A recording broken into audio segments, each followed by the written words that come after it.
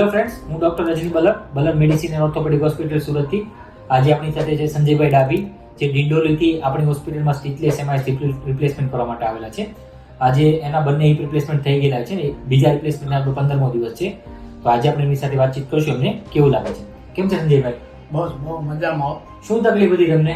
મને 3.5 વર્ષથી 2 ગોળાનો સુકાત હતા અને કોઈ પણ જાતનું કામ નહોતું થતું અને ચલાતું નહોતું, પરોઠીવાળી નહોતું બેસી શકાતું, ઉબળક નહોતું બેસી શકાતું અને કોઈ પણ જાતનું કામ નહોતું થતું. ઓકે, તમે કામ શું કરો છો?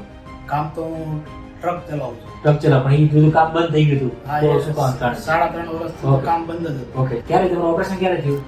15 દિવસ થયા. એક સાઈડ પહેલી બાજુનું એનું 1.5 મહિનો. 1.5 મહિના, અને 15 એટલે 1 મહિનામાં આપણે બંને ઓપરેશન, અને બીજા ઓપરેશન 15મો દિવસ છે. હા, કેવું છે ઓપરેશન પછી? ઓપરેશન પછી ફર્સ્ટ ક્લાસ. અત્યારે ચલાય છે, કોઈ જાતનો દુખાવો નથી, કોઈ પણ જાતની તકલીફ નથી. ઓપરેશન પહેલા જે થાપાનો દુખાવો હતો, જે જીવનમાં તકલીફ હતી, એ ઓપરેશન પછી જે થાપાનો દુખાવો, તમારી લાઈફ કેવી છે?